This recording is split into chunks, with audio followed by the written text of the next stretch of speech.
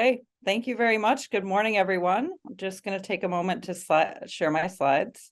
Okay, so I'm delighted to be with you today. It's very early in the morning here in Boston, where I'm sitting in my office. So forgive me if I make any mistakes this morning. It's very early. I haven't had my coffee yet. Because there's a 2-hour time difference between Brazil and Boston at this time of year. And I'm going to be glancing down at my slides, so I will be using some notes. So just bear with me as I move through this presentation this morning. So I'm delighted to present to you a talk called Posthuman Futures, From Digital Selves to Data Demons, as I was introduced. And when I give talks, I normally start by talking about my own positionality. I go by she, her pronouns. I identify as white, middle class, highly educated, living with a disability, privileged, Italian American. I think I'm human, but I also write in the voice of the disabled cyborg. And I'll tell you why in a little while. Here's just a brief outline of what I'm going to present to you today. First, I'm just going to situate myself and my work a little bit. I'm going to touch on the idea of using theory as a design material. I'm going to present selections from 2 published papers. One is currently published and the other is published in the spring. So you're going to get a little bit of a sneak peek about that paper. And then I'm going to show, if we have time, 2 other projects, which are all related to this same series of works. So my work is very interdisciplinary. It's at the intersection of design futures, science and technology studies and communications, and critical studies of gender, race, and disability. It's also very multi-scalar. I've worked on everything from smart cities technologies and autonomous vehicles to mobile work practices, computational fashion, and networked medical devices. And today I'm going to be talking mostly about the networked medical devices. So here's a series of the works that I've done around, the object of the body. So interfaces and technologies and thinking about the body in respect to data and computation. My work is very multimodal. I'm originally trained as a social scientist, so I've done hundreds of hours of qualitative interviews and hundreds of hours of ethnographic observation. But I've also worked with collaborators to make diagrams, games, prototypes for exhibitions, fold-out zines, garments, videos, and over 15 participatory design workshops.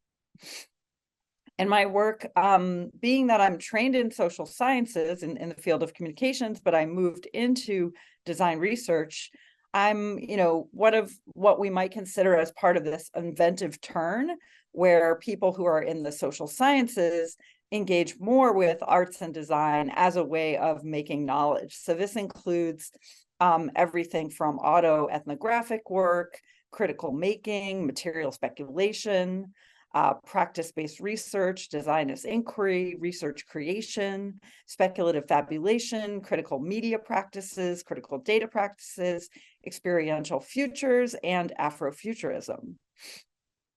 And my work has been output also in a number of texts, including some of my best known articles on decentering the human and posthumanism and design, the book projects, which I'll tell you a little bit about, essays for the public on the platform called Public Books, and a wide range of other kinds of publications.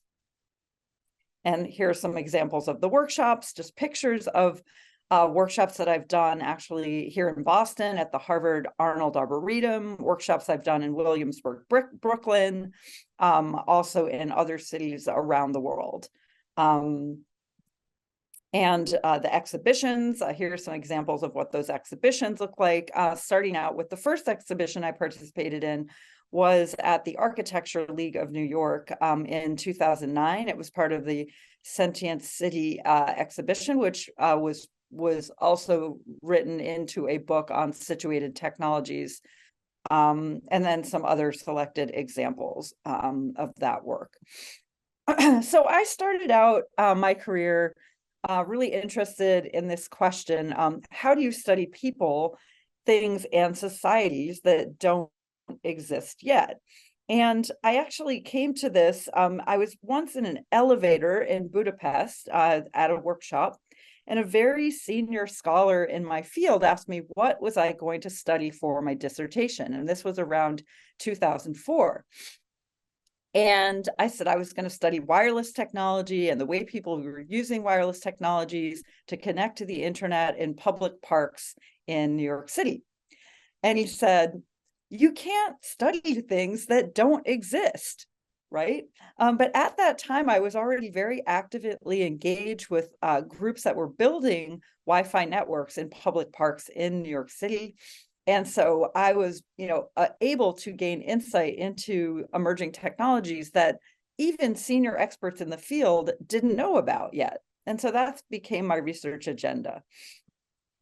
And so I'm very interested in these questions of what does it mean to make the future? And here you can see selected images from my fieldwork. You can see the car on the left-hand side, or the van, which is from the University of Michigan's driverless city testbed, where I was fortunate to actually take a drive in a rented car, but through this testbed that was made for autonomous vehicles.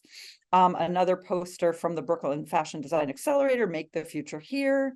Another poster, The Future Today. So we see this language about the future, of course, always tied up also with emerging technologies. But I'm specifically interested in what it means to make critical futures. And what I see as critical futures are bringing together theories from communications and media studies together with science and technology studies in conversation with making practices from art and design. And so that's a way of describing my approach. And as I mentioned, I've edited these 3 books. One of them is very much around social computing. So that's the From Social Butterfly to Engaged Citizen book. The second is a digital STS, so that's more in the field of science and technology studies. And then most recently, the Bauhaus Futures book, which was published for the 100th anniversary of the Bauhaus School of Design. Because at that time, I was actually working at the Institute of Design at IIT, where I spent about 12 years. And I just recently moved to Northeastern in Boston in January of this year. One of the things that we published in the Bauhaus Futures book, really responding to this question that we posed, which was, what would keep the Bauhaus up at night if it were practicing today? Because of course, there's lots of design history about the Bauhaus, both about some of the, legacies of the school, both the advantages and disadvantages, perhaps, of the way of approaching design that the Bauhaus used. But we were wondering how that might apply to the world today. And one of the things that was published in this book was called the Selves Diagrams for Another Bauhaus. So this is built on the original Bauhaus diagrams, using the same format, as you can see, but posing a different set of questions. So the first diagram on the left talks about the very subject of this lecture series that you are hosting, which is around artificial intelligence, VR, AR, machine learning, data and models. So basically making the argument that design schools today need to engage with data and computation, and really train students to both critically engage with these tools as well as using these tools in our practice.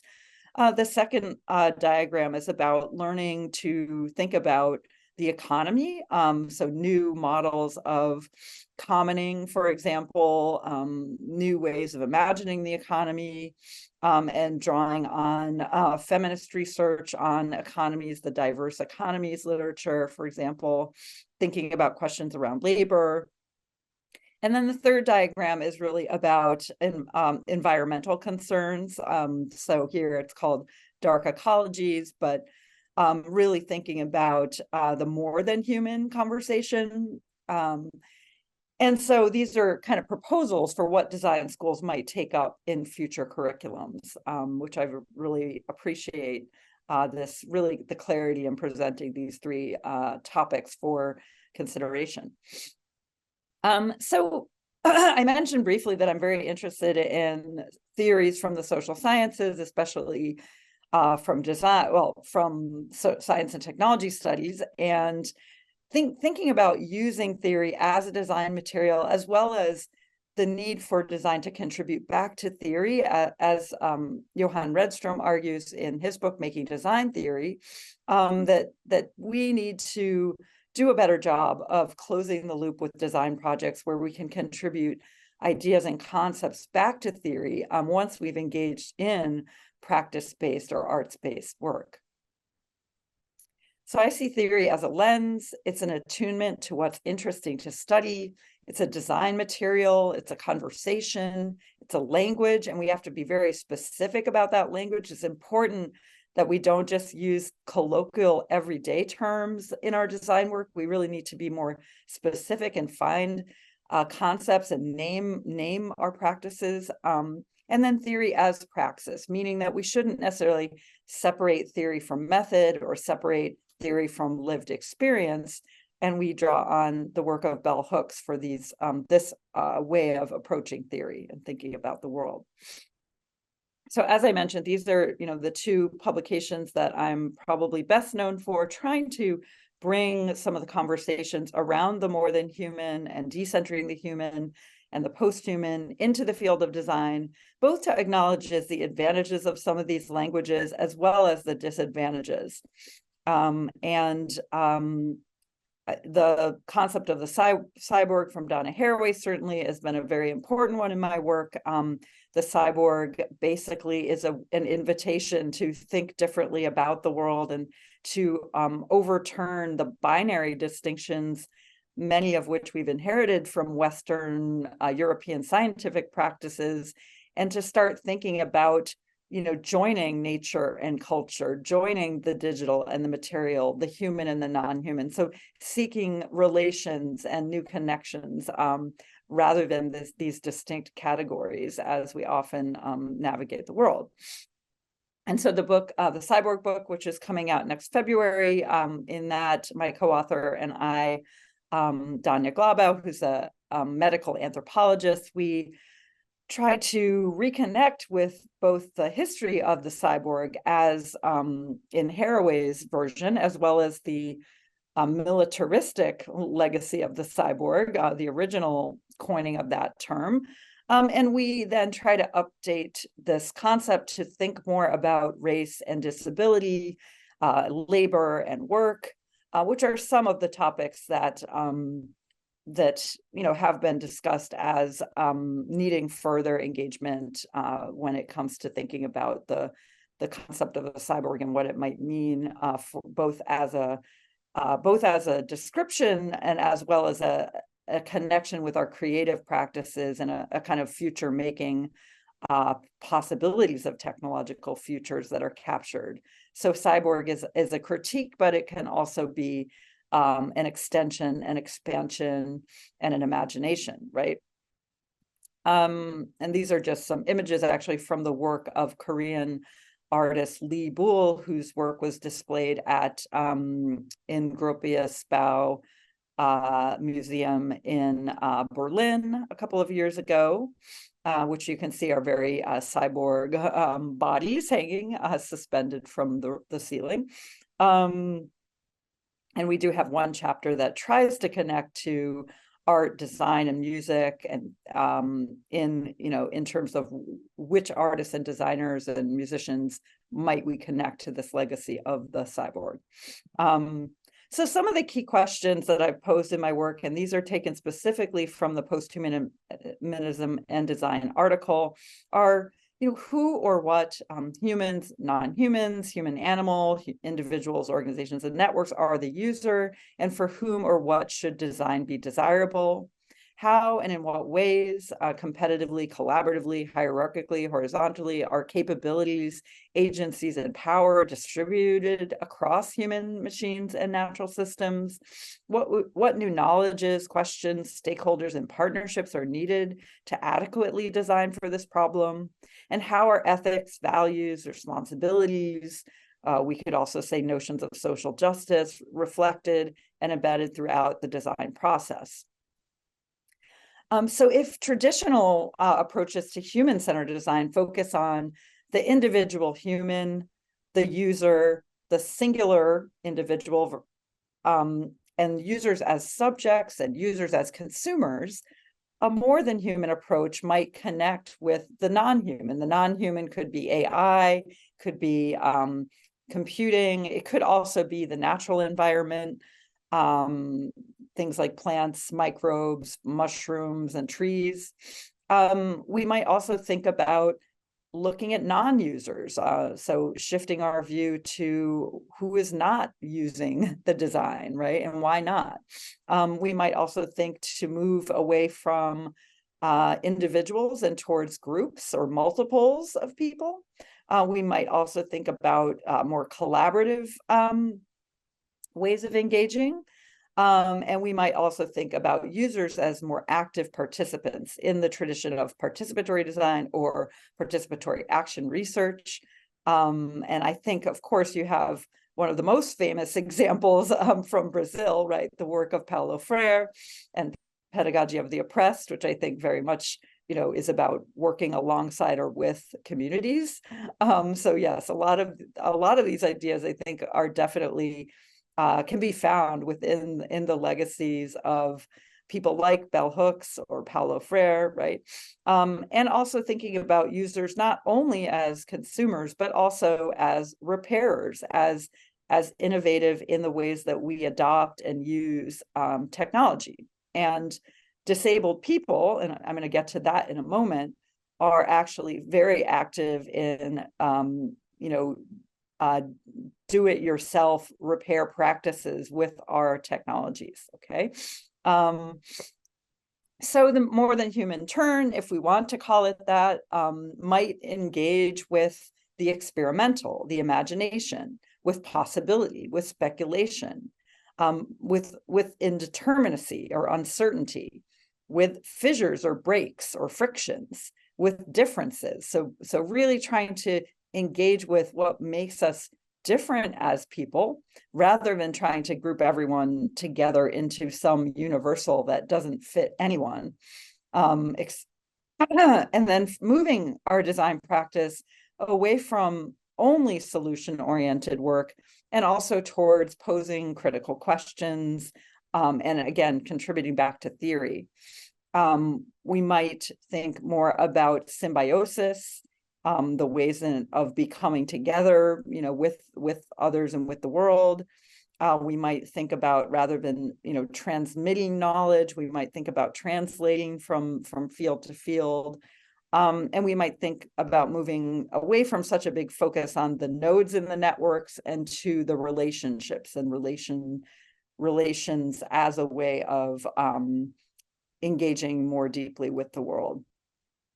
So now, I'll just note a couple of other concepts here. So Elisa Jacardi has introduced the term co-performers.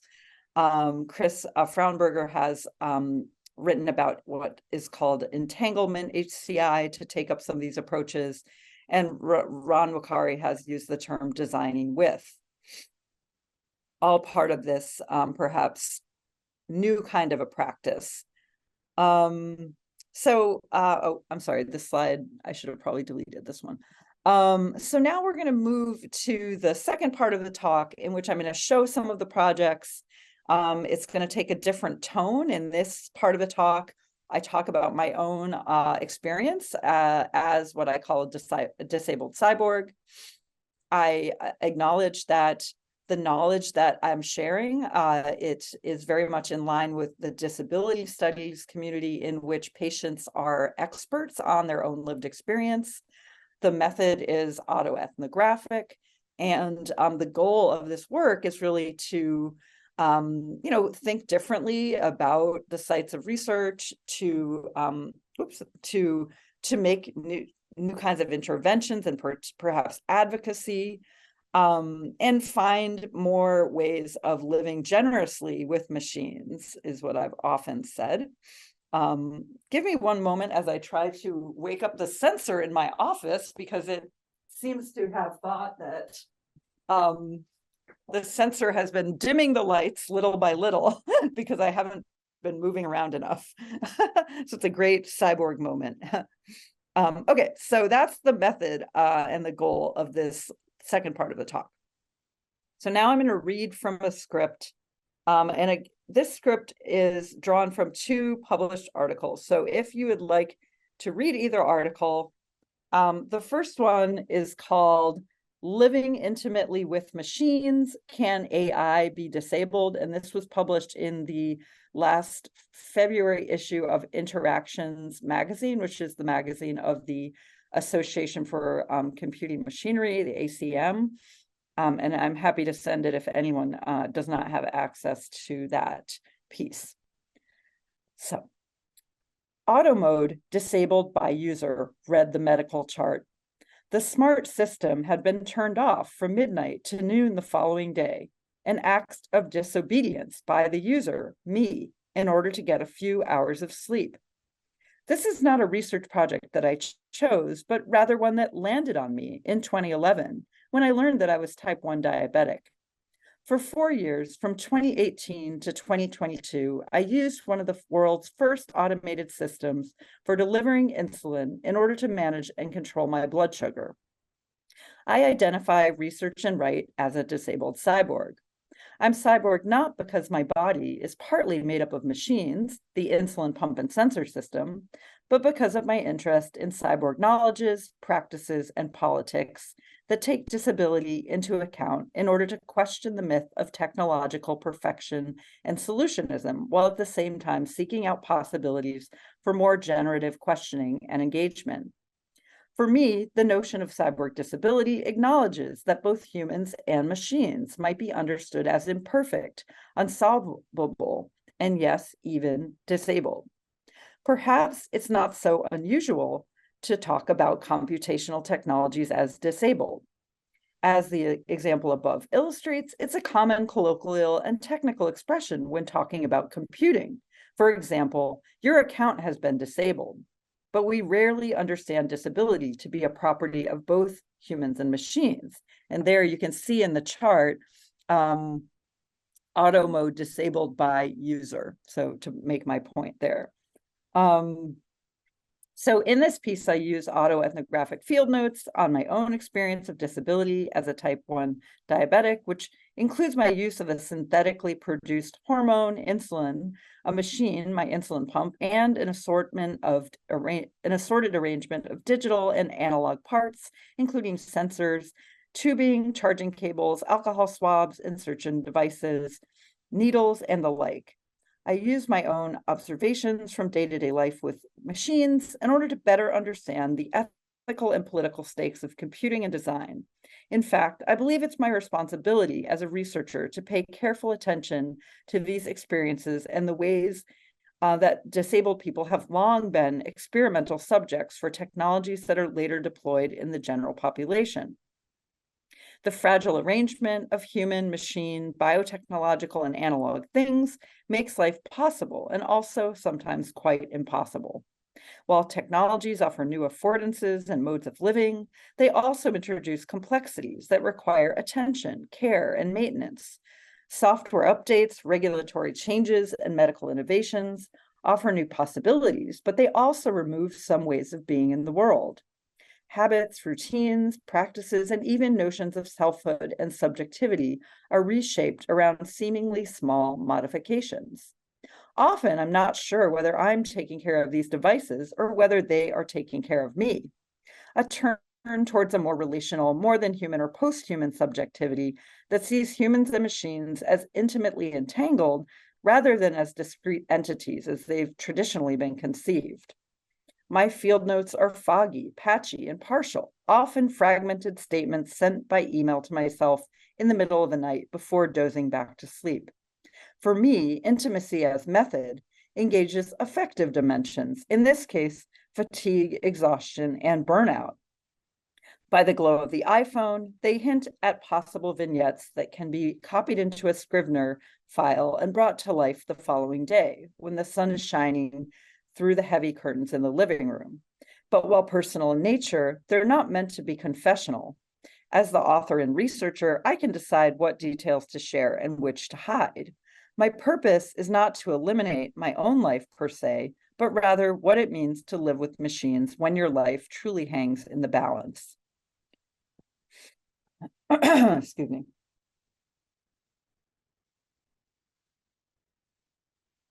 Part 1, 2018, Plans and Situated Algorithmic Actions.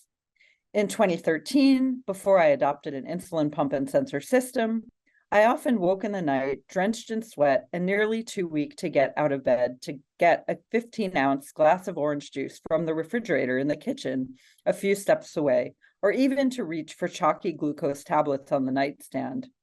I often went to sleep hoping that I would wake up in the morning and not fall into a diabetic coma. While teaching my classes, my face would go numb. While walking down the street, I'd suddenly not be able to feel my legs. While the fear of frequent severe lows is a thing of the past in my case, from 2018 to 2022, due to the need to calibrate the sensor system in order to ensure the continued operation and accuracy of the pump, I was not able to sleep through the night more than a few times a week. It's almost ironic that the system that has nearly eliminated the frequent episodes of extreme low blood sugar that woke me in the middle of the night almost a decade ago has enforced another form of sleep interruption and deprivation. But this one feeds data to the algorithm rather than sugar to the body. With this smart system, frequent sleep interruption was such a common occurrence that I was convinced that I was sleeping like a sensor, in shorter patterns that mimic the system. In short, with long-term sleep deprivation leading to anxiety, irritability, and depression, I believed that the AI system that was keeping me alive was also ruining my life. Continuing with these, oh, I'm sorry. Now I'm going to move on from this part of the talk. I'm going to start talking about some of the creative works. And this is just a diagram or image to show you the process of calibrating the pump. So you prick your finger with a tiny needle called a lancet. You put the blood into the test strip on the right-hand side, and then it sends your data to the pump in order to maintain the accuracy of the sensor system. Okay, so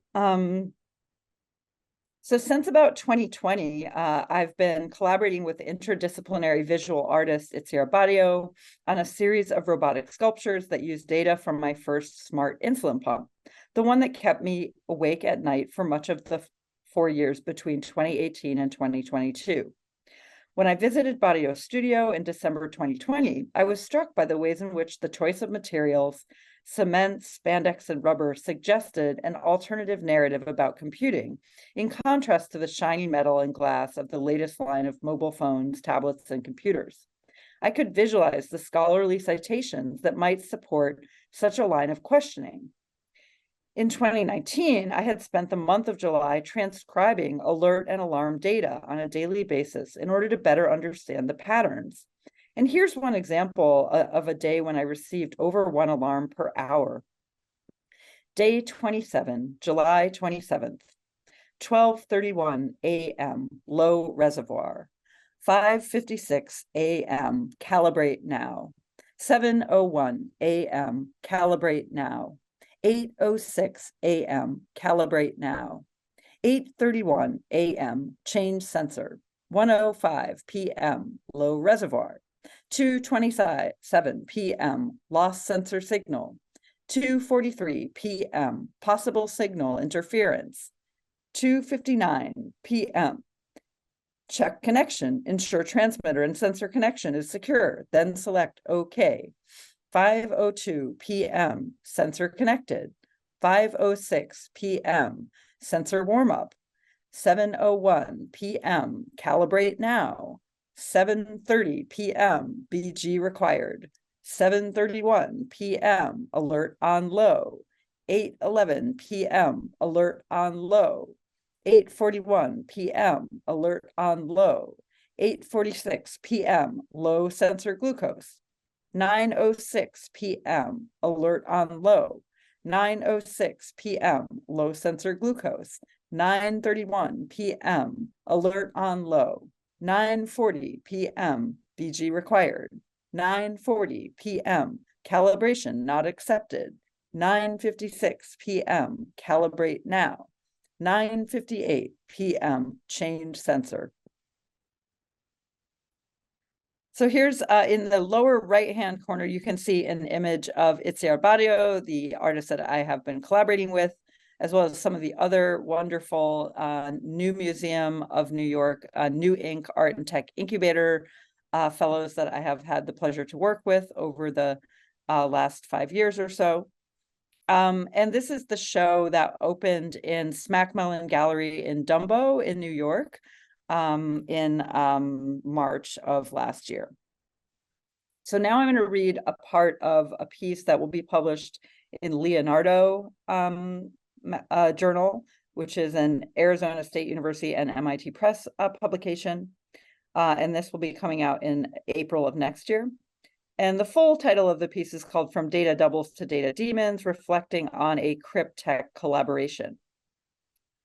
Dressed in black from head to toe, I paused just outside of Smackmelon, a gallery in Dumbo in Brooklyn, New York, on a Saturday evening in mid-March to take a photo. On view, March 11th through April 23rd, 2023, Gallery 1, Itziar Barrio, did not feel low, was sleeping. Read the white lettering on the window. The artist, Itziar Barrio, and I met about 3 years earlier in September 2020 through a New Museum, New Inc. event that was held over Zoom. In fact, as I write this piece, I'm plugged in. I'm charging my computer, my cell phone, and my smart insulin pump at the same time. All of them require electric power to operate. After about 30 minutes of charging, I'm now powered at 100%, meaning that I can get up from the couch, which is close to the bower strip, in order to get my notebook to continue writing this piece. While the pump powers relatively quickly, and I've never completely drained the battery, unlike my cell phone or aging 13-year-old Mac PowerBook, I'm constantly aware that forgetting my charging cable while traveling or a 24-hour blackout might result in a life or death emergency. Such is life as a disabled cyborg.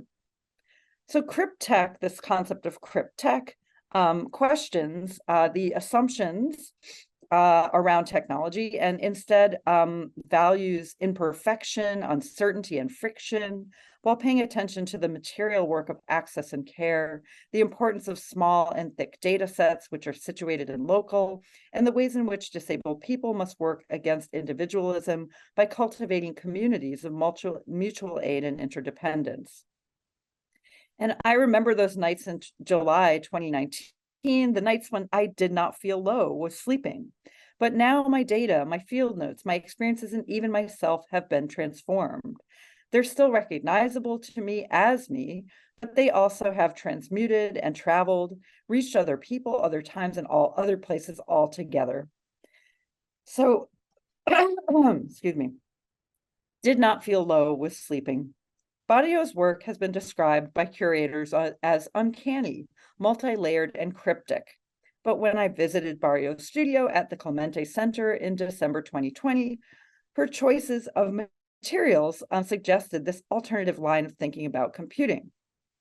The black spandex pants hanging on the wall, taken from her own wardrobe, illustrated a recognizable feminist bent, and the concrete sculptures communicated an obvious materiality, connected with themes around labor, care, and infrastructure, in contrast to the often dematerialization of popular discourses around computing and the digital.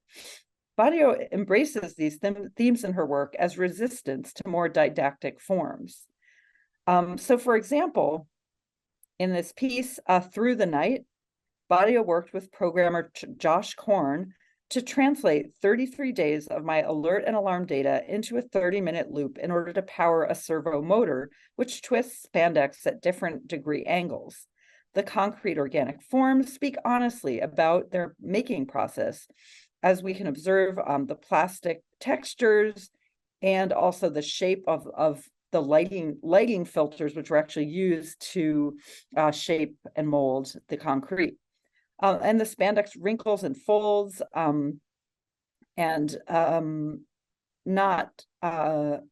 it's very unclear which parts of the sculptures are moving, because the movements are very subtle, uncanny, and even sexy at times.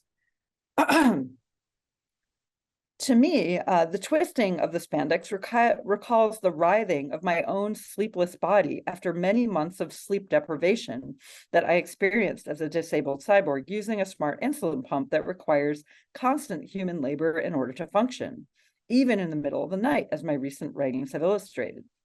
And in another piece, while driving to vacation, pumps inflate and deflate, echoing the quiet inhalation and exhalation of human lungs, sometimes imperceptible amid the buzz of everyday life.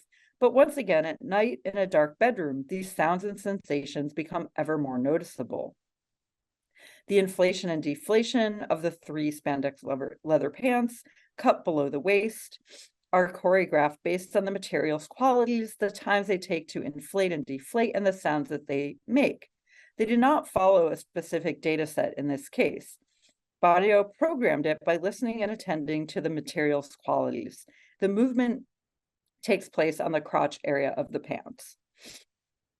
So now I'm going to move to the part about, here's a last image of the data, which is actually printed directly on the circuit board. So some of that same data that I read to you earlier, this one was from day 32, August 1st, so a slightly different set of data, but you can see there how it's printed and mounted on this particular sculpture. So I'm trying to, in this piece, I'm talking about notions around data doubles, which is a term that's commonly used in business and also in the consulting world to mean data sets that stand in for human behavior, or even you can, of course, collect data on just about anything. So it could be about the natural environment, about the physical environment, but these data doubles are a term and a concept that I'm engaging with here in this part, which I talk about as data demons. So the robotic sculptures are decidedly not didactic data doubles, but rather, while they contain traces or echoes of the human and the machine from which they're derived, they are purposely abstract, obtuse, illegible, and maybe even a little bit monstrous, a theme that has been critically and creatively engaged by science and technology studies, queer theory, and artists, including disabled artists. And in this project, the robotic sculptures argue that society must resist its systematic reduction into data sets and rather experimentally engage with other possibilities of a life with machines. So just as I was disoriented in the gallery, not knowing my place or position, so to speak, art must continually serve to disorient us, to lay out other paths, new meanings, different questions, and alternative practices. Rather than data doubles, they're data demons, animating these diverse and devious modes of understanding computing. The robotic sculptures, viewed through the lens of disability, are no strangers to these discourses. Yet, as conceptual art, they have a very different aim. They're at home among disabled cyborgs. Derived from my data, they're not merely data doubles, but they are kin. As cryptech art, the sculptures, in their imperfection, embrace the understanding that disability is an expansion of what it means to be human, and that resisting a politics of extraction and exploitation is a humanizing gesture. Making art with data can expand and deepen our relationship with ourselves, with our machines, and with each other. Excuse me. So in conclusion, to revisit some of the traces of this discussion and narratives about AI, data, and computing, if corporate data doubles are dehumanizing representations and extractions, and sociological digital selves are ways of interpreting and reclaiming our relationship to data, thinking about the mutual shaping between our data and ourselves, then sculptural data demons, as both cryptic and cryptech art, are further expansions of what it means to be human. They disturb and disorient. They use small and thick data as material. They attend to the labor and care of disability, of machines, and of art practice. They are relational and interdependent as an installation rather than as individuals. So if we take up Leah Lakshmi as Pipazina Samarasina's proposition that the future is disabled, or that the majority of people will be disabled in the future, and that this might actually be a good thing, we can begin to build a society that does not seek solace in ableist narratives around human perfection. Cryptic art challenges the myths of universalism and perfectionism, along with our related obsessions with dematerialization, turning everything into data while ignoring who is doing data work, scale, collecting as much data as possible, and solutions, fixing disabled bodies with technology. The data demons in this project remind us that it's not only humans, but also technologies that are disabled, offering a hopeful way of caring for our monsters, a crypt future that is worth working towards. So now I'm just going to show a couple of images of the other two projects, just very briefly, and then we can open up for questions. So this is a piece called, I call Pancreas at the Pool. It is a bathing suit that I co-designed with Sky Cubacub, a queer crip fashion designer based in Chicago, and sort of responding to this question, what if disabled people design their own clothing? This is a bathing suit that accommodates an insulin pump system. And so that was a really interesting first kind of generative engagement for me on this topic. And then the second one actually comes from a project that I worked on together with two fashion designers, Mina Cow and A.B. Sperber, as part of the I-Beam Summer Computational Fashion Program, in which we 3D printed what we conceived as a dress shirt. And we did a lot of experimentation, printing, both creating 3D digital images and then using a program called Grasshopper to make the 3D printed object. And this responds in a way to the question, what if we reimagine technologies not as tools, but as collaborators, cultures, and creatures? And here you can see the final piece that we purposely embedded the computational with the hand, meaning the craft of the hand by dyeing the cord gold and also dyeing the acrylic blue. That was one way of introducing kind of human craft to that 3D printed digital object. And so those are just two other examples that I wanted to show. This one is a project called Biomaterial Matters that I worked on with historian of silk Lisa Onaga, Anne McKnight, and Galina Mihaleva. And this was actually thought about as a cocoon for humans. So the idea was, what if instead of using silk thread in the human body for medical sutures, what if we put humans into the cocoon? So that's a silk cocoon structure that we showed at a Science and Technology Studies conference, actually here in Boston. So I just want to close by saying, this concept of making critical futures, in my view, it's about making our positionality explicit. It's about acknowledging that we all have partial knowledge of the world through both our training, but also through our lived experience. It's about engaging with not technologies, but with socio-technical systems, understanding the social and cultural aspects, maybe moving away from this notion of tools and towards cultures around computing, as anthropologist Nick Seaver talks about in his book about AI in the music field. It's about moving away from purely instrumental relationships or instrumental uses of design and towards relational notions. And it's about moving away from the mere use of things, but living with and alongside with the things that we design, including medical technologies, but also living with the natural environment.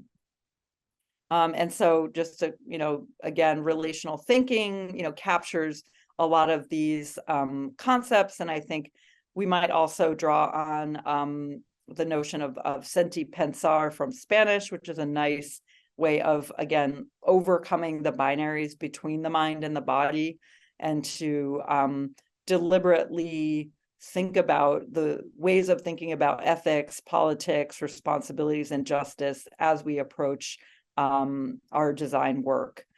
So with that, again, there are going to be 2 new publications next year that I talked about today. One is this piece in Leonardo, and the second is the Cyborg book. And then the rest are already published pieces, specifically the Living Intimately with Machines, which I gave you a selection from today, as well as the Posthumanism and Design article, which is in the Shiji the Design Journal. And with that, I'd like to thank all my collaborators and funders over the years. Some of the ones that I mentioned today, specifically Sky Cubacub, Itzira Barrio, Lisa Onaga, Ann McKnight, Galina Mihaleva, Mina Cow, and Amy Sperber. With that, I would love to open it up for questions. So I'll stop the sharing now. And if you could just give me one moment, I will be back in a second with you all. I just wanted to, I need to send a quick note because I have another meeting that's supposed to be starting, but I need to tell them that I'm going to be a little tiny bit late. So with that, I'm really delighted to hear all of your questions, see your questions in the chat, and I look forward to hearing how translating them from Portuguese. Thank you very much. Thank you so much, Professor. We have already several questions, but we believe that we can have a few more coming. This talk, as all the others, are recorded in YouTube and can be accessed at any time. We expect that the professor comes back so that we can ask the questions. And I'd like to thank everybody that are contributing. We have 6 questions now. The professor is back. So we have 6 questions, Professor. I will ask 2 questions together, and then you choose how to answer them. The first one is, how do you see the importance of speculative methods for social sciences? With so many technological challenges, social and environmental ones faced by us today, how can we work with the interfaces between design, humanities, and arts with the political systems, for example? Okay, so that's a really great question. I do feel like, in a way, the kind of speculative approaches, meaning, approaches that are not about finding solutions to problems, but are more creative and expansive. I think that the social sciences and humanities in particular have been already quite active in trying to do speculative work, whether that's in written work or artistic collaborations. There's a whole area of kind of multi-species anthropology that's taken up speculative work. So I do think that while most social scientists themselves are not going to do speculative art and design work, that there are small subdisciplines forming around those creative expansions of the social sciences. And one place that we see some of that work is at the Science and Technology Studies Conference 4S in the Making and Doing track. So for the last 8 years, they have run a Making and Doing track where it's kind of a small exhibition of sorts where people show the projects that they have engaged with. And some of those projects have been speculative projects. In a way, I think in the design field, it's a little bit harder, I think, sometimes to argue for the speculative, because so much of the design field is focused on identifying needs and trying to solve problems, and it doesn't leave as much room for the speculative. I do think that very skilled designers are often able to navigate across the speculative approaches and the solution-oriented approaches. And I do think it enriches their practice to be able to move back and forth, but not all designers can do that and are trained or exposed to that.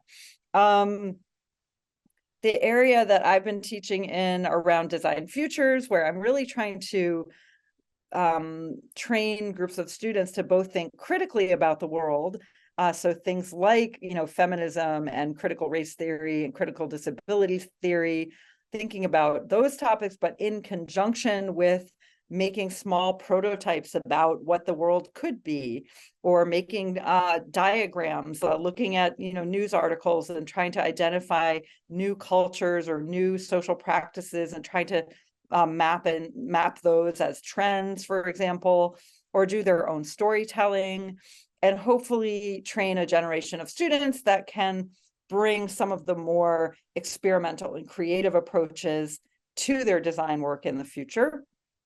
I think what gets quite difficult with speculative work is that maybe while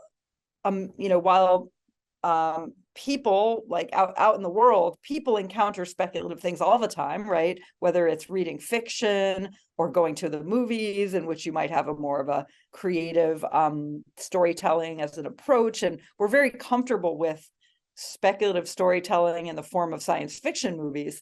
But if you try to present speculative projects to like serious business people, for example, or real estate executives, like I've shown some speculative videos to real estate executives, and you have to try to work really hard to frame it correctly. Otherwise, people don't really know how to read or like what to do with that, right? So you can show the work and then they'll say, okay, so it's usually interpreted as a prediction of the future, which it is not. It's actually supposed to be, using our ideas about what could be in the future to change things today, and to change our, to have conversations about the politics or the ethics of the worlds that we're living in today, right?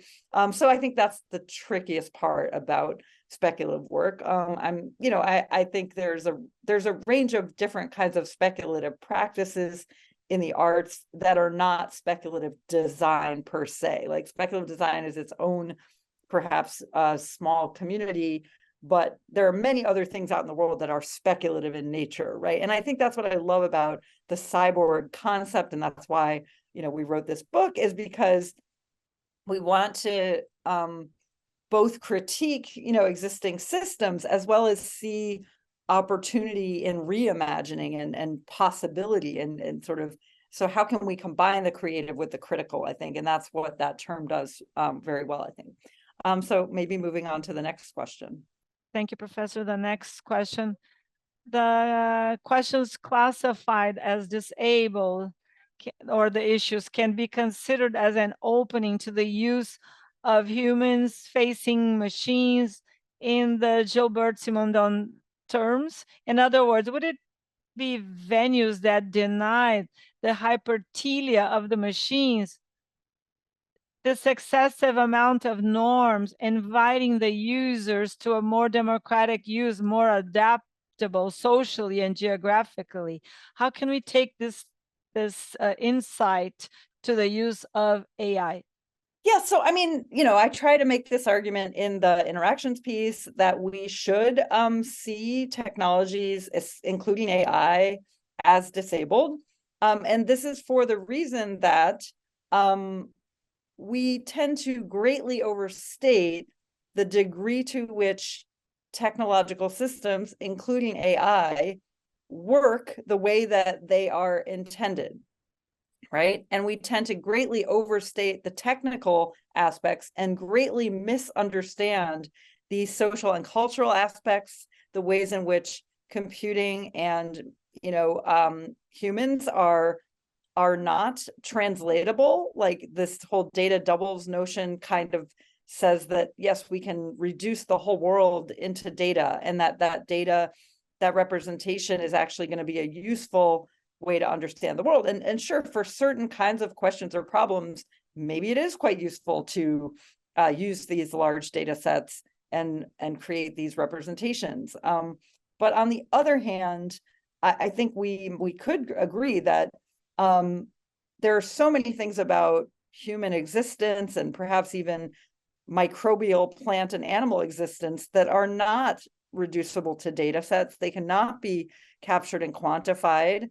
And then even if we do quantify it, we know about the kinds of errors and glitches and breakdowns and problems that occur around, for example, questions around race, like using AI, using ChatGPT, and perhaps getting out extremely maybe racist or really historically maybe historically accurate human pictures of human life, but also ones that we hope that are no longer being recirculated. So what many social science researchers have shown is that AI, if anything, it just doubles down on the existing data set, meaning it uses existing status quo or historical status quo and just kind of magnifies that, right? So when we look at gender bias or racial bias, ableist bias, class bias, right? These things are just going to be magnified and maybe even made more extreme. And some, of course, people have suggested, well, maybe we should make the data sets more accurate and we should try to include, whether representations of different kinds of people. That is only going to be a partial solution. I don't often think that much about solutions, to be honest. I think more about questions that we should be asking. But I think the fundamental problems are the degree to which the power imbalances between Silicon Valley and the rest of the world, like who is making those decisions. In the last 10 days, we've seen a very interesting, kind of drama play out around open AI leadership. So who is able to control the narrative about those systems and what they're for? So I think that my, concept of introducing this framing around disability and saying we should think about technology also in this way is because just as we disabled people would like to be seen as our disability not being a disadvantage, but being actually part of what makes us human and really an expansion of what it means to be human.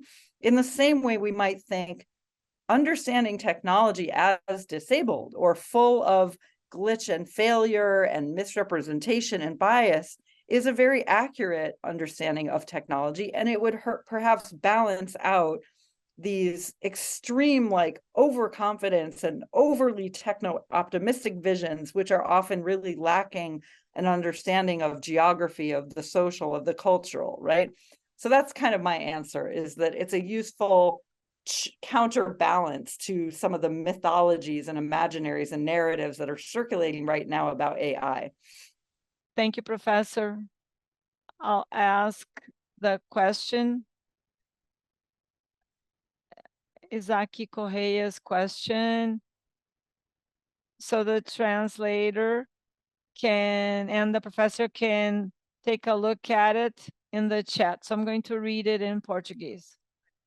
At the end of the talk, the professor proposes that we make our position explicit, adding also that we all have partial knowledge, highlights the use of technology not as a tool, but as a relational instrument, not instrumental, but as a coexistence mechanism. How do you characterize this approach? Is it humanistic, ethical, integral, whole? That's a great way to pose the question. I have not thought about how to characterize it. I would say that my own career, as I mentioned, has been extremely interdisciplinary. So that means I often don't see the clear boundaries between different fields. I would say that it bridges a kind of social science understanding, because I come from a social science perspective, but it also engages, I think, with a humanistic or humanistic social sciences or artistic It can include and touch on a lot of different fields and subdisciplines and areas. I think, a core of it is really the core is about thinking about the ways in which the politics around technology play out, the concerns around the ethical questions, the concerns around justice, so I think that the approach is an attempt to intervene in the ways in which universities have typically divided up knowledge to try to reconceptualize a more maybe transdisciplinary or interdisciplinary or cross-disciplinary understanding. And that depending on who takes up that approach, it will be different for each person as to what aspects they will engage more deeply with. So I think it's one of the reasons that I sometimes avoid the word the more than human turn or the inventive turn, although I have used it several times in this talk. I think that we want to avoid this idea of paradigms, right? Because scientific paradigms and overturning scientific paradigms is the way scientific knowledge has typically, or the way that we talk about scientific knowledge advancing has been about overturning scientific paradigms. So we move from one paradigm to another paradigm. But in the case of, say human-centered design, and then more than human, I think it's about attention to different kinds of questions that, while they're, I think we need to see these more as ecosystems of approaches in which, depending on our own background, depending on the project that we're taking up, we will choose what are the right approaches. And maybe this approach can function more like a recipe of possible starting points for the research, a range of possible questions that can be asked. And of course, for each of these, one can do a lit review and you can find evidence that will back up, each of these kind of parts of the approach. So I think that they are grounded in the literature, grounded in the latest conversations that are happening across a wide range of fields. And my own role has been to be kind of a nomadic academic going between different fields. So specifically science and technology studies and design, sort of saying, well, what can we take from a social science approach? What questions or what attitudes or what topics are important? Let's see if we can bring them to design.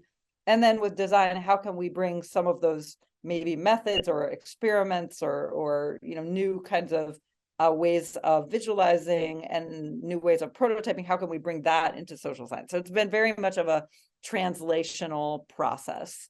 So I would say that, but it is ground. I think we can find a home for it in the social sciences. We can find a home for it in design. We can find a home for it in computing.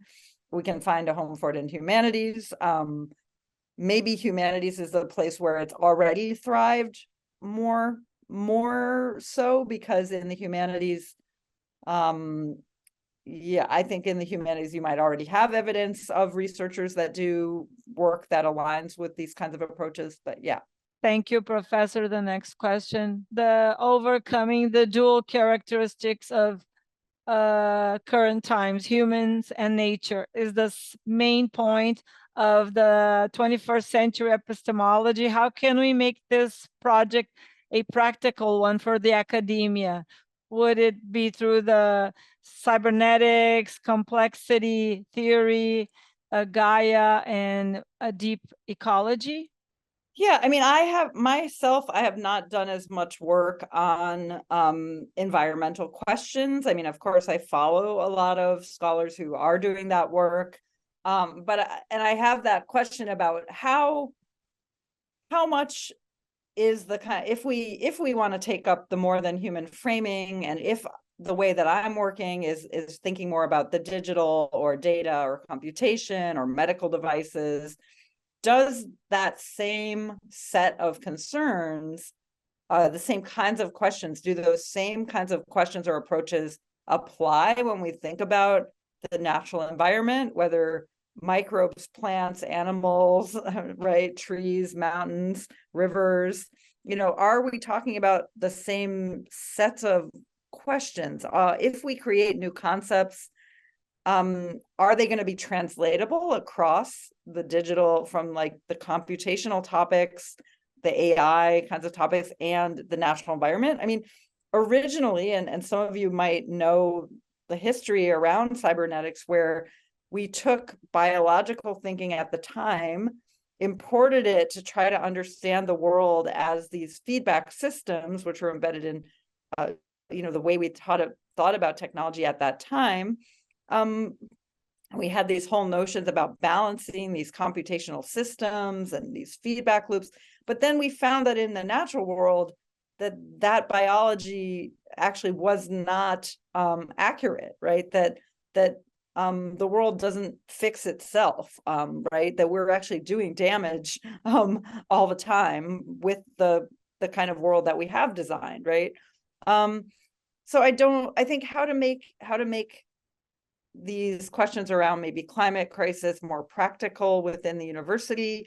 I do think it just starts with just paying attention and noticing at an individual level our own connection with the world, instead of doing everything to avoid or ignore it. And the largest majority of people live in cities today, as last time I checked, right? So the world, people are living in cities, while of course some cities are very green and beautiful, like Rio de Janeiro, right? Not all cities are like that, and many cities are quite, you feel quite removed from the natural environment. And there are, of course, lots of things you can do to change that, whether from the urban planning perspective, or even as an individual, whether you own, whether you have a plants in your house, or whether you have pets in your house, right? So there are, of course, ways that we make relations, but how are those relations not going to be the traditional exploitative relationships, and how can they be more mutually reaffirming? And we can understand that, yeah, maybe having plants in our home is a source of joy, or having, really observing the relationship you have with your pet, and sort of what is your pet doing for you, instead of, thinking about it as only like the ownership and control model, right? So I think maybe just paying attention from the curricular perspective at universities, we can have more classes in which design and art and social science and computing students really are made aware of their own connection with the natural world. I've had, using, for example, in this case, it's a technology, it's an app developed by the Cornell Ornithology Lab, and in which you can use this app to listen to the sounds of birds in your yard, right, at home. And it will show you all the different birds that are chirping. And, so little by little, you will learn which birds are making which sounds, and you will learn to name the birds, and you'll get some information about the birds. So, I mean, it's an example of, for me, for example, I grew up in a very small town, a very rural area where there's a lot of birds, but I wasn't particularly interested in birds, and I wasn't particularly connected with birds, and I wasn't a bird hobbyist. But when I started using this app on my weekends away from the big cities, I actually did find that I was able to then feel more connected with the natural world by learning the names of birds, by learning the sounds of the birds, right? So I think it starts, yes, at a very individual level, at really truly noticing and appreciating the world around us, instead of avoiding or, just cocooning ourselves away from the natural world. So that's an important starting point. And then in terms of, yes, like developing curriculum where we think differently about what is the economy, right? We can't continue with the kind of economy that we have today, because of course the economy is set up to be extractive and exploitative, right?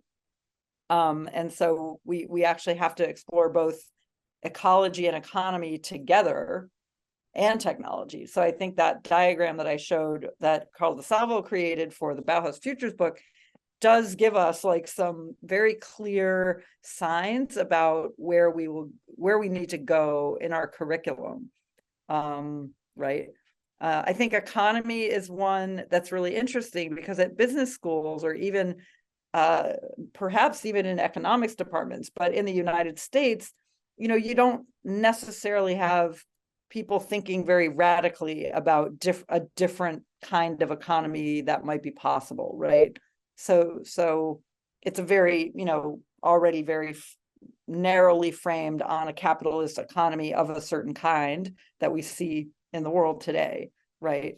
So first we have to make space for alternative understandings of economy, or these literatures from feminist geography scholars around diverse economies, and how we could have multiple kinds of economies coexisting, but we could give more attention to those things. And with different economies, we will also have different ecologies, clearly, and also different technologies as well. So I hope that dances around your question enough, because I don't know if it's a clear answer, but I hope that I sort of gave you my logic in thinking about it.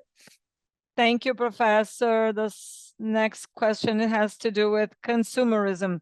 I'd like to know your opinion about design and data use for consumerism use. How would be this discipline in terms of AI for the hyper consumerism of contemporary societies? How can we work in a different way and avoid this predatory view of things?